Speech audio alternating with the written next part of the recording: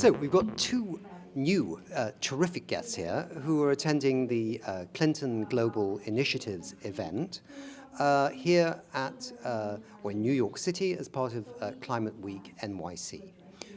Firstly, if you could say who you are and where you're from. Perhaps you first, sir. Hugh Locke, president and co-founder with Timote of the Smallholder Farmers Alliance. I live in the United States, but go back and forth to Haiti, where the program is based. Okay. Timote, just, I'm Timote George from Haiti, and I'm the co-founder of the Smallholder Farmers Alliance, and actually the country manager. Okay. And is the smallholders, sorry, say it again, the Smallholder Farmers Alliance. Farmers Alliance. Is it purely in Haiti, or are you in other places? Purely in Haiti for now. Yeah. And looking to replicate our model in other countries. Okay. Yeah. Okay. Tell me a little bit about this model. What would you say is special about it? Why is it different, maybe, to other initiatives?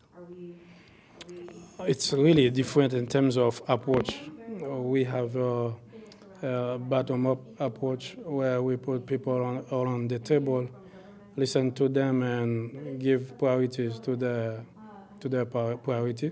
Mm-hmm. So that way, we touch exactly what they need and come with solution. And we do not create the solution, so we build it together. So we, as an institution, we're there just to guide them toward the success. And the project is not the Smallholder Farmers Alliance project, but it's the community project. Mm-hmm. And that's what has been missing in most development initiatives for the country. Mm-hmm. Okay. Hugh, how did you get involved in Haiti? You're a Canadian living in the States. What's the connection here? I wanted to get involved directly in a developing country. My work had been at the international level in diplomacy and dealing with, famous people, for what that's worth. Used to work for Prince Philip. Anyway, the interest was to get involved at a local level and see the impact, direct impact of development. How could you support people and change their lives and be there to see the results? Mm-hmm. Okay. And Timote, here in New York at this Clinton Global Initiatives, there's a lot of commitments being made, pledges you might say. Have you brought one from your association, alliance, to this meeting? Yes, we do. We're now working with our farmers to connect them to a market. So the product will be cotton. We've been producing organic cotton for 3-4 years ago. So now we are extending it to regenerative cotton. So by January next year, we will be able to harvest several dozen pounds of regenerative cottons by engaging 300 farmers for this initial step. Mm-hmm. So regenerative, in other words, taking care of the land, looking after the land, yes, putting carbon back in the soil. Yes, there's a whole range of. Yeah, it's totally different from traditional farming. Intensive farming has been causing a lot of harmful actions against the planet. And I think about 24 billion tons of topsoil get eroded because of intensive farming. So if we were able to store more carbon in the soil, that can have an opposite effect. Yeah. And through regenerative agriculture, we can do that. We can call it circular agriculture. When in the same place we use the local biomass and to produce, and let the waste right on the floor to be degraded and get to enrich the soil again. And That's just one aspect of it. So regenerative agriculture is a set of several agricultural practices, but all of them are for a healthier soil, more resilient environment, and a better economic condition for the producers. Absolutely. In addition, it's also a kind of quiet revolution in agriculture. Up to now, organic has been the gold standard for sustainability. But organic is essentially the certification of the absence of bad stuff. No chemicals, no pesticides, no GMOs. But it doesn't talk to you about the positive impact on the land.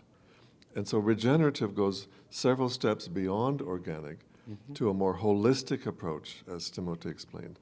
And then you're able to track and measure the positive impact of a given crop on soil health, on water resiliency, on the benefits to the individual farm family, the community of the farmers, the landscape. And so that's the regenerative revolution that we're in the midst of. Because within 5 years, regenerative is going to emerge into the public domain. It's not there yet. Most people on the street could not tell you what regenerative is. But the people who are working behind the scenes are moving towards that. That's why we call it the quiet revolution. People don't know it's coming yet. But we're part of the front line of that, ironically in Haiti, which is a country that has its own tremendous challenges right now. But often the farming areas where it's not quite so bad, that's where we're experimenting with regenerative. Yeah, no, I think it's a very new frontier that's also harnessing traditional methods of agriculture with modern science and technology. And in fact, we're very interested. We don't have time because we're in discussions right now with Unilever, one of the world's big corporations, for a short mini-series on our TV channel on regenerative agriculture, what it is, what it isn't, and what it can do. And I think it's an exciting future on this topic. Climate change. I still find it very hard to believe that there are still a few people out there that think that it's something that's being cooked up by I don't know, Martians or something from another planet, or it's all the Chinese's fault, or something like that. I mean, we're seeing all these impacts around the world, the temperatures, another summer in Europe, but also floods in Pakistan, a hurricane now hitting Puerto Rico in the Caribbean again. Are you optimistic that we can, as a global society, as a civilization, as a species, address climate change? Do you think it's solvable? It's a very difficult question, but I will be simple. It's solvable, and also it may not. Depends on what we're doing with it. I think first thing we need is conscious.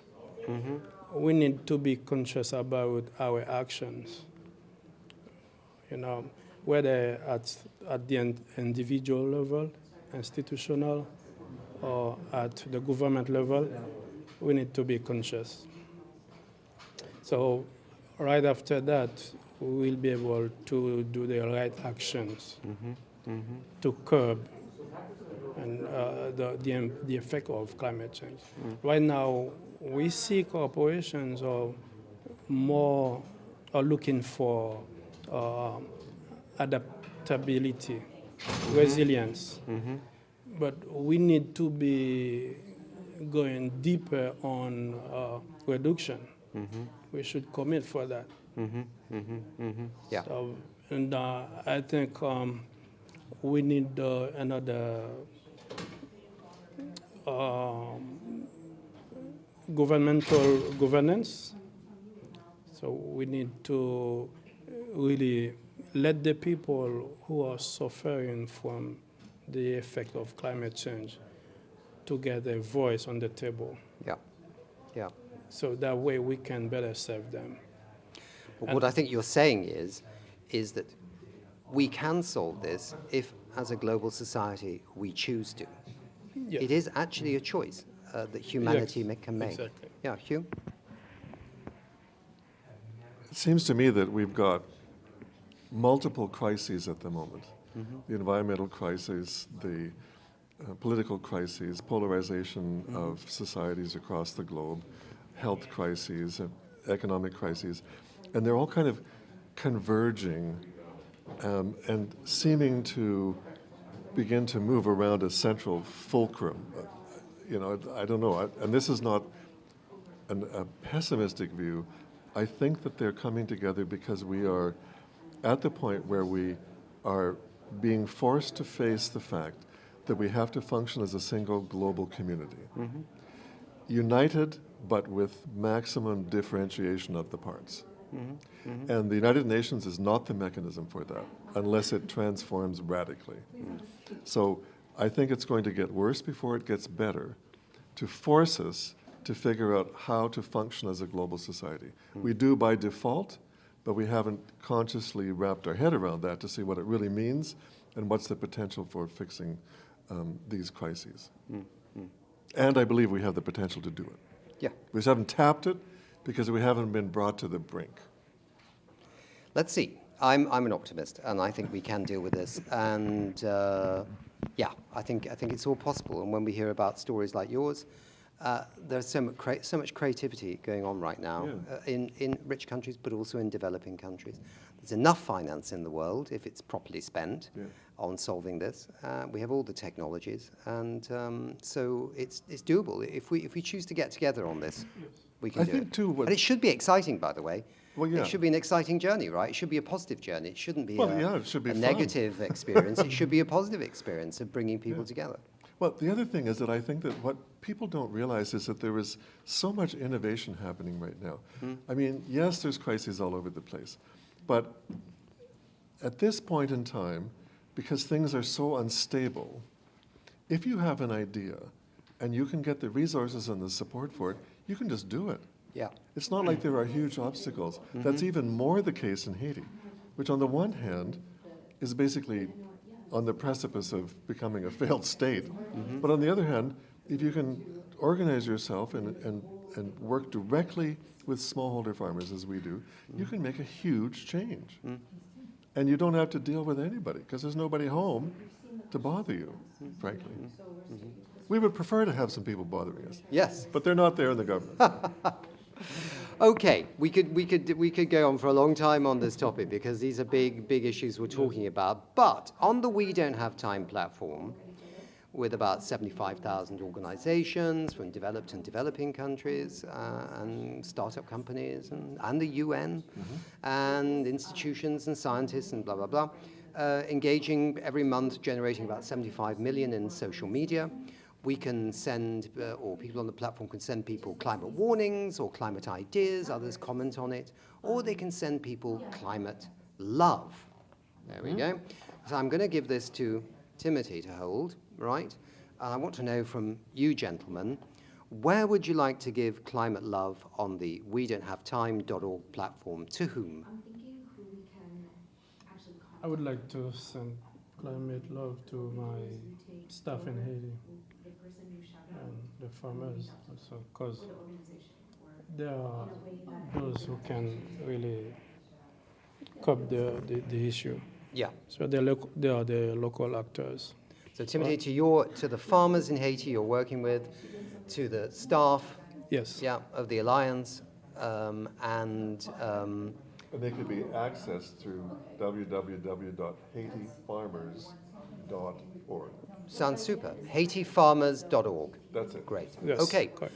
Thank you very much for being with us. Thank you very much for your work, and I wish you all the best. Thank you. Thank you.